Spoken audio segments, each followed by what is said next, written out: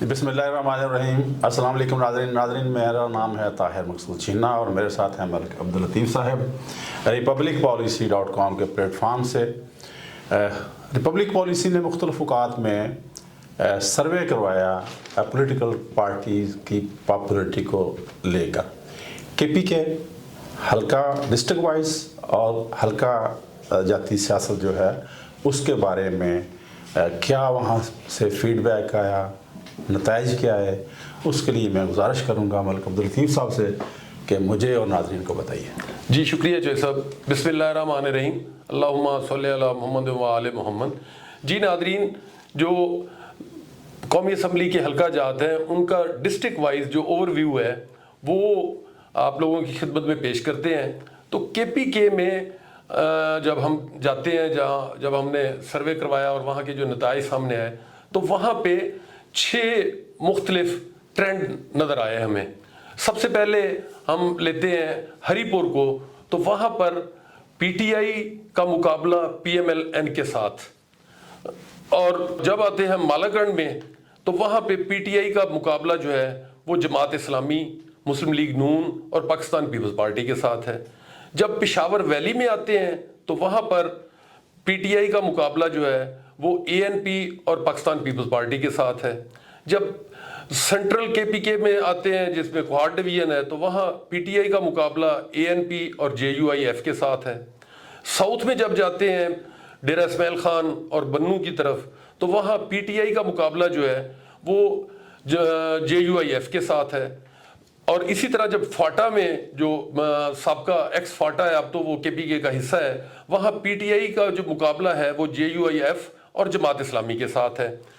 تو یہاں پر پنجاب کی نسبت کے پی کے میں جو پاپولر ووٹ کی جو پرسنٹیج ہے وہ زیادہ ہے۔ پنجاب میں 50 سے 60% تک ہے، یہاں پر 60 سے 70% تک جو پاپولر ووٹ ہے وہ پی ٹی آئی کے ساتھ ہے۔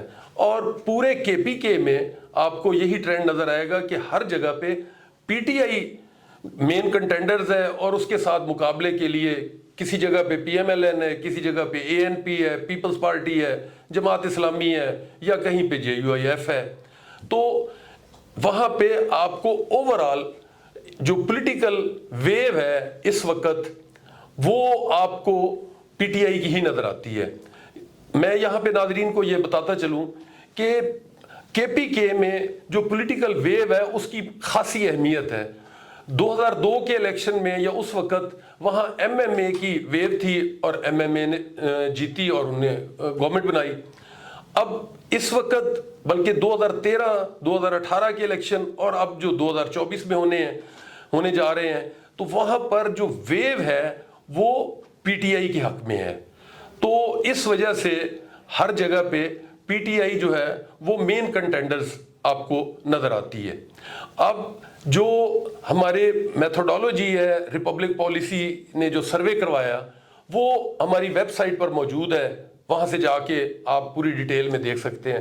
اور پھر اسی طرح ڈسٹرکٹ وائز رپورٹس جو ہیں وہ ہم یوٹیوب چینل پہ بھی آپ لوگوں کو پرووائڈ کریں گے اور ہماری ویب سائٹ پہ بھی اس کے متعلق ڈیٹیلز موجود ہیں۔ جی ناظرین، تو میں یہاں پر آپ لوگوں کو بتا دوں کہ جو کے پی کے میں ڈسٹرکٹ وائز پاپولر ووٹ میں سے کیا کیا پرسنٹیج کس کس سیاسی جماعت کے ساتھ لوگوں نے اپنی وابستگی ظاہر کی ہے وہ آپ کو جو 60 سے 70% تو پاپولر ووٹ اوور آل ہے۔ اب پاپولر ووٹ میں سے کس سیاسی جماعت کے ساتھ کتنے پرسنٹ لوگوں نے وابستگی ظاہر کی اور وہ ڈسٹرکٹ وائز ہماری ٹیم کے ہی مبشر صاحب وہ آپ لوگوں کی خدمت میں پیش کر دیں گے۔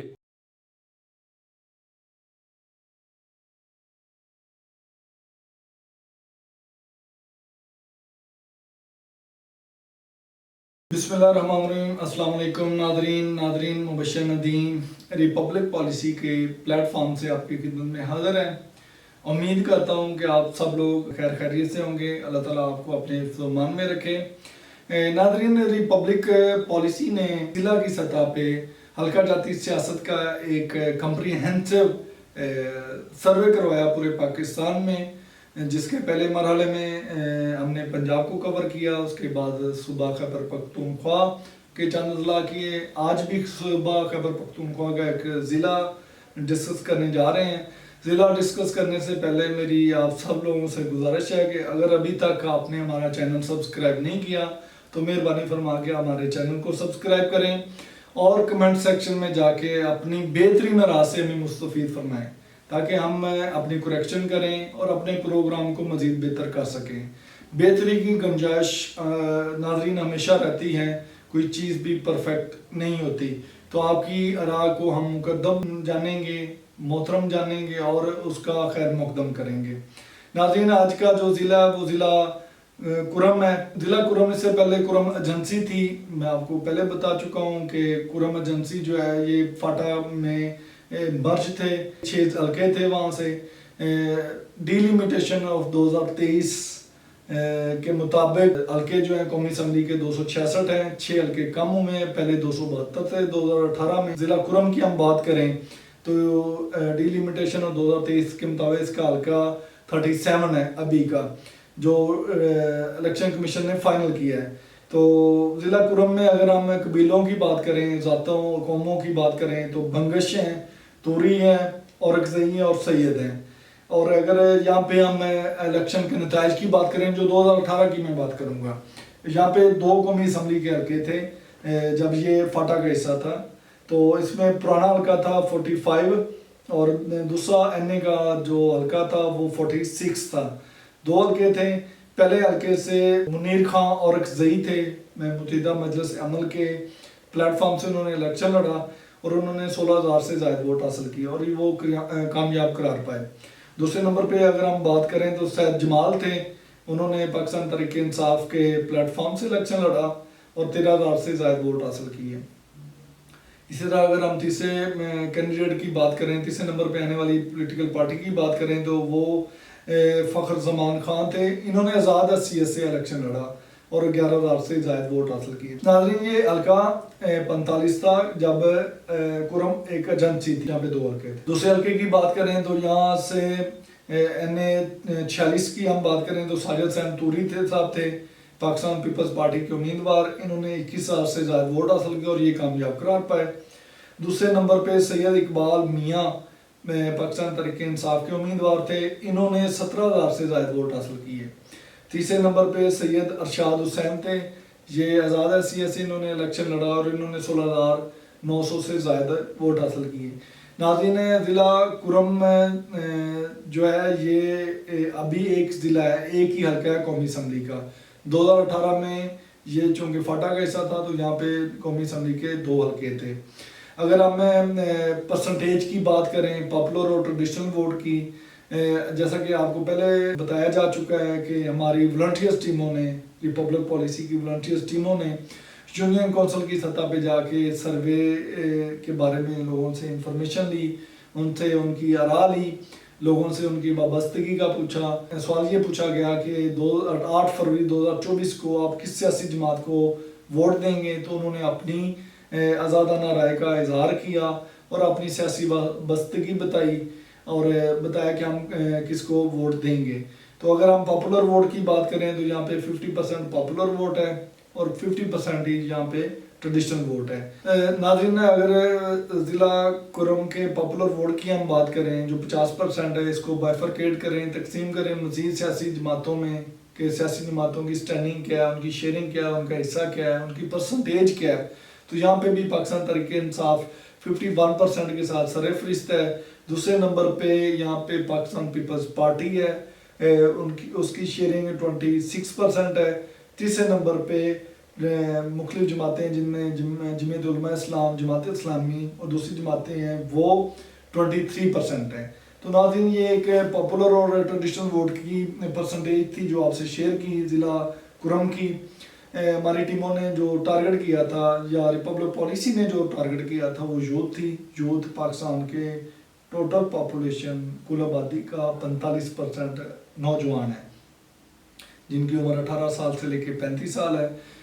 جو کالجز یونیورسٹیوں میں زیر تعلیم ہیں ان سے آراء لے گی, نہ صرف ان سے آراء لے گی بلکہ باقی بھی جتنے کاروباری حضرات ہیں, تاجر ہیں, دکاندار ہیں, ریڈی بان ہیں, सब्जी फरोश है, सब लोगों को टारगेट किया गया। ये नहीं कि सारों को, लेकिन एक सैम्पल साइज था, उनसे सवाल पूछा गया कि आप किसको, तो उन्होंने अपनी सियासी वाबस्तगी का इजहार किया।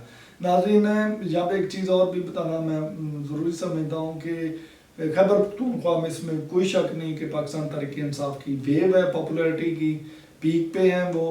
तो ये आप देखते हैं कि 2024 का जो इलेक्शन है आया कि वो बैक करती है, क्योंकि खैबर पख्तूनख्वा सुबह की रवायत रही कि वो अगर एक जमात को एक दफ़ा आजमा लें तो दूसरी दफ़ा उससे मौका नहीं मिलता।